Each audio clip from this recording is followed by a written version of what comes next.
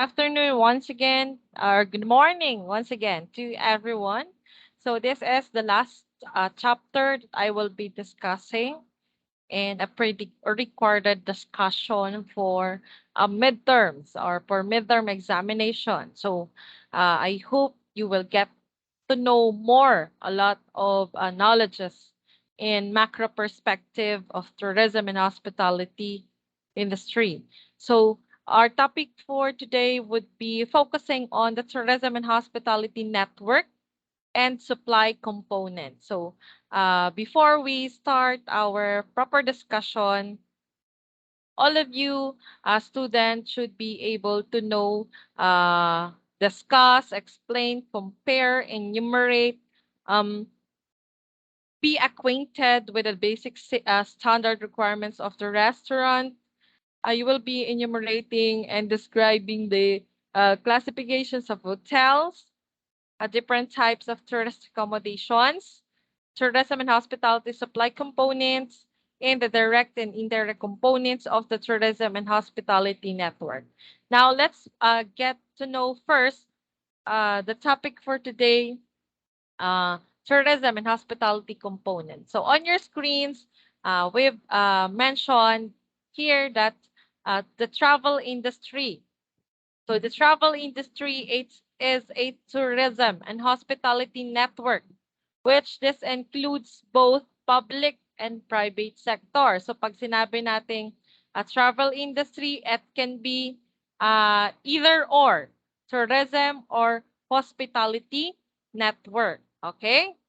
So it caters recreational, leisure, and business travelers. So according to Guy Coy or Choi and Makens, they defined tourist or travel industry as the composite of organization, both private and public, that are involved in the development, production, and marketing of products and services to serve yung needs and of our traveler. So, itong definition natin na to illustrated in a sample chart.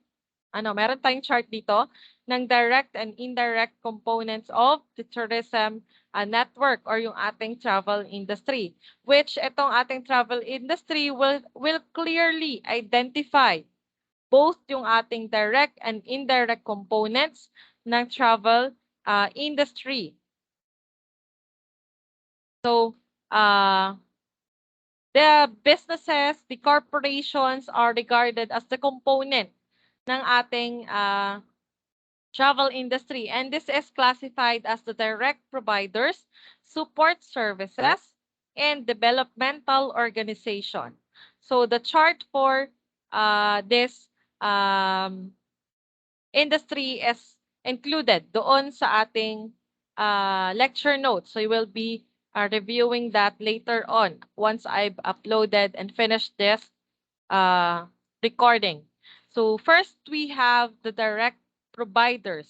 So ito yung unang category natin kung saan kasama dito yung mga businesses that are associated with travel, kagaya ng mga airlines, hotels, restaurants, ground transportations, travel agencies, and retail shops. So itong mga businesses na to, they provide, no, they provide services, activities, and products that are consumed and purchased directly ng ating mga travelers. So, they represent the sectors of the industry that are visible dun sa ating travelers. So, lahat ng na-mention ko kanina. And on the second classification naman is yung ating support services. So, they lend to support our direct providers or yung ating unang sector. So, it includes the specialized services such as tour organizer, travel and trade publication, hotel management firms, and travel research firms. So, it also includes the basic supplies and services, kagaya ng mga contract laundry, contract food services, and this support services provides goods and services for both traveler and as well as for the organizations who sells yung goods and services directly but not inclusive as tourist. Okay? Yung third naman natin is yung Tourism Developmental Organization. This is different between the two since it includes planners, government agencies, financial institutions, real estate developers, and educational and vocational training institutions. Ano? Or yung mga universities, schools. So these organizations deal with tourism and hospitality development, kung saan they tend to be more complex, they tend to be more broader in scope than the production of the daily travel services. Kapag sinabi nating complex, this is a composite or multi-faceted na scope, di ba? Yung compound or composite nito is malaki, malawak. So the decision and results of tourism and hospitality development are more of the long term and in nature, and the first two categories which deal more with the operators. Kung baga, in shorter term, itong number 3 category natin is pangmatagalan. Ano? Pangmatagalan na classification ng ating business or travel industry, kumbaga. Now, let's move on with the 5 main categories ng ating tourism and hospitality supply components. So, nasa supply naman tayo. First, we have the natural resources. Ano-ano ba itong mga natural resources na to? So, it includes the element in an area for the use of and enjoyment of our visitors, kagaya ng climate, landform, terrain, flora or fauna, bodies of water, beaches, and even the water supply for drinking, sanitation, and other similar uses. Next naman, meron tayong infrastructure. Sa infrastructure naman natin, it consists of all the underground and surface developmental construction, kagaya ng mga water supply systems natin, sewage disposal system, gas lines, electrical and communication systems, drainage system, and other constructed facilities kagaya ng mga highway, airports, railroads, drives, parking lots, or yung mga park and night lighting natin. Superstructure, meron din tayo niyan. Ito naman yung mga above ground facility, kagaya ng airport buildings. Ito yung mga passenger traffic terminals natin, hotel, motel, restaurant, shopping center, places of entertainment, museum, store, and similar structure. Next naman natin is yung ating transportation and transportation equipment. So, dalawa sila. And also the hospitality resources. So, kapag sinabi natin yung number 4, it includes yung mga items natin, kagaya ng ships, airplanes, buses, lahat ng pwede nating type of vehicle. Dito sa number 4. Hospitality resources naman, it includes the wealth of an area which makes possible na maging successful hosting of tourists. For example, the welcoming spirit of tourist businesses, business employees, the attitudes naman ng ating mga residents towards dun sa ating mga visitors, the courtesy, the friendliness, the hospitality, the sincere interest, the willingness to serve, and to get better acquainted with our visitors. So, this also includes yung ating cultural resources such as fine arts, literature, history, music, art, dancing, shopping. So that was included with our hospitality resources. So this sums up the 5 main categories ng ating tourism and hospitality supply components. Now, in terms of the natural resources, this will be focusing to provide an excellent asset para ma-sell natin sa ating mga tourists yung ating mga destination. So the physical characteristics of an area can be generalized as natural scenery, climate, and environment. Kapag sinabi nating natural scenery, ito'y combination ng general topography or yung ating mga flora and fauna, river, lakes, seas, islands, and so on and so forth. Kapag sinabi naman nating climate, this can be increased in or included in yung iba't iba nating climate or season, a comfortable cold climate, ano pa ba, yung temperature natin when feeling the heat of the sun, di ba? A comfortable warm climate para ma-determine natin kung ano yung humidity, yung temperature, and wind. So in terms of the environment naman, particularly water plays an important role in forming an attractive landscapes, no? And specific natural phenomena kagaya ng volcanoes, waterfalls, caves, and canyons also attract the tourist, and particularly yung ating fauna and flora of a region often draws the tourist attractions. Next, we have the infrastructure. So it is consists of all the underground and surface developmental construction of a region. So meron tayong pito under this one. So we have the water. Of course, the description is there. The power, the communication, the sewage or drainage, the healthcare, the streets and highways, the transportation terminal. And under the last type, there are also 4 under transportation terminal. Sorry if I've forgotten, we have 8 pala. 8 types ng ating infras in terms of infras.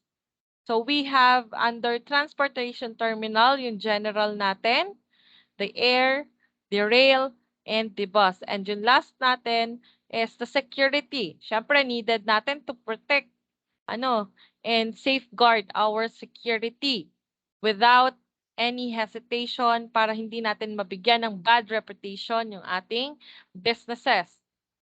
Now, in terms of the hospitality resources, kapag hospitality resources naman, it refers general doon sa feeling of being welcomed ng ating mga visitor to receive by our visitors as they visit in our destination.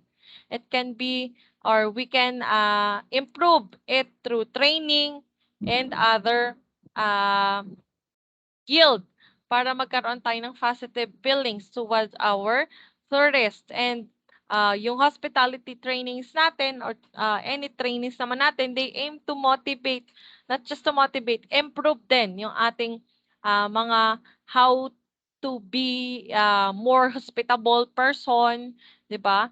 And also, we have 3 aspects of attitudes in terms of this hospitality training. Kasi itong attitudes na to towards self, towards other, and towards tourism and hospitality industry. Kasi yung respect natin, syempre magsisimula yan sa sarili, sa iba, or sa ating mga kaibigan, pamilya, and then towards our surroundings na.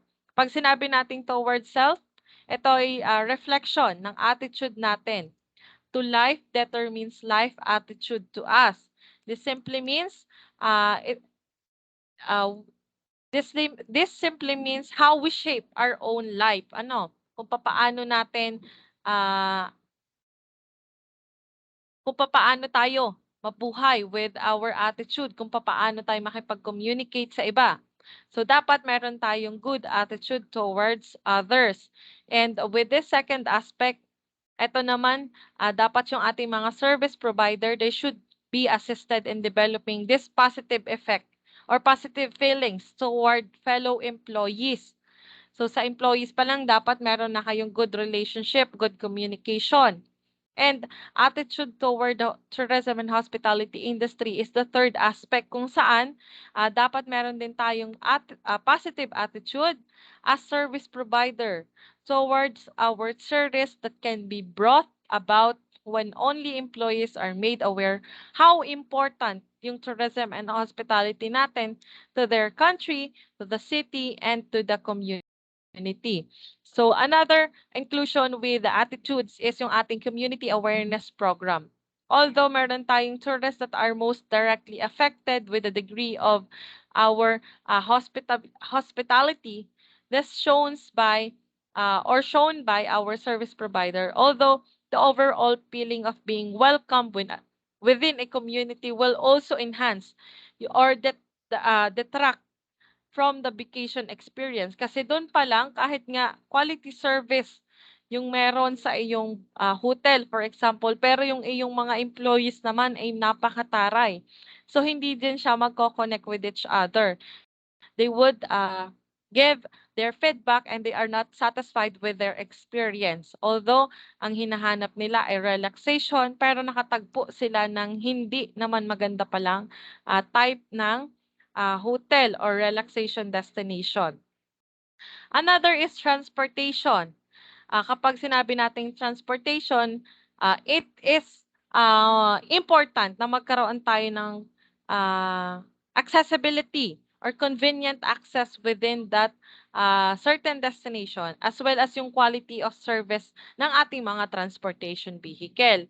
It can be through air, water, and land type of transportation. So dapat lahat ng yan ay accessible, flexible, and nandun pa rin yung pagki-cater natin ng quality service. Baka naman dahil gusto natin kumita ng mas malaki, ay gagaya tayo sa mga jeepneys na, oh, 5 pa, kasya, di ba? Kahit naman na hindi na talaga at tigkakaunti na yung ating mga upo or tayo doon sa mga jeepneys natin. So, dapat hindi ganon.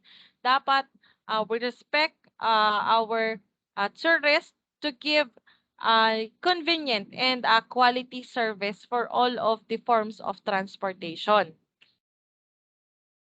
So in land travel, meron tayo dyan mga buses, limousine, rail services, air travel naman natin, of course, the airplanes, the helicopters, the sea travel naman natin, the boats, the cruise ships, the yachts, marami yang aspects or sectors or types.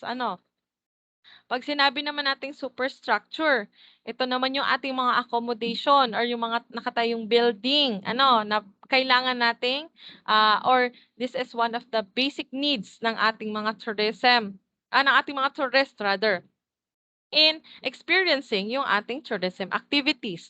So nagkakaroon tayo ng demand in our accommodation services that we need to build up another hotel, another room para ma-accompany natin or ma-cater natin yung ating mga tourists.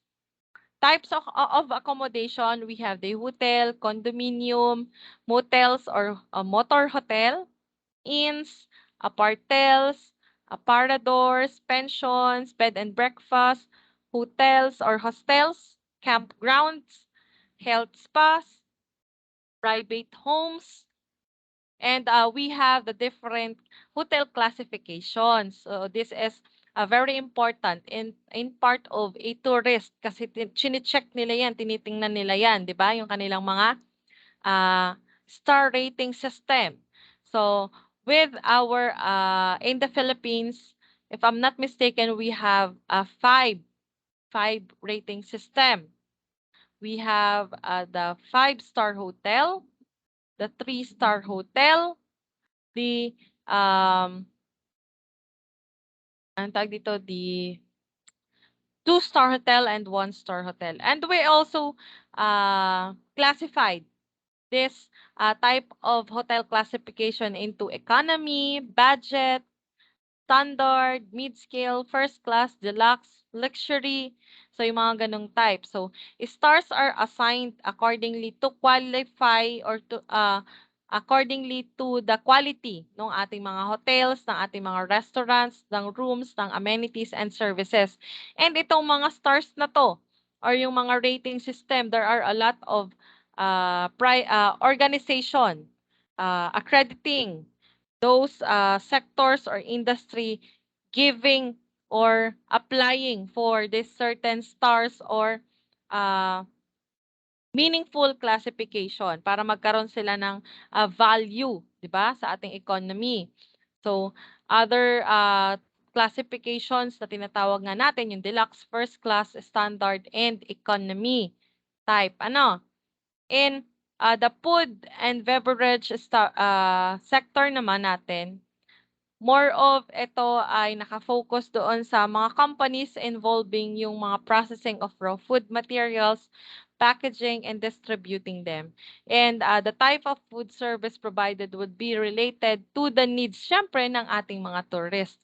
So, in restaurants, besides from the hotel, motels, and other types of accommodation, yung restaurant natin is classified as superstructure also. So this is under superstructures. So restaurants as are establishments, of course, offering refreshment or meals to public.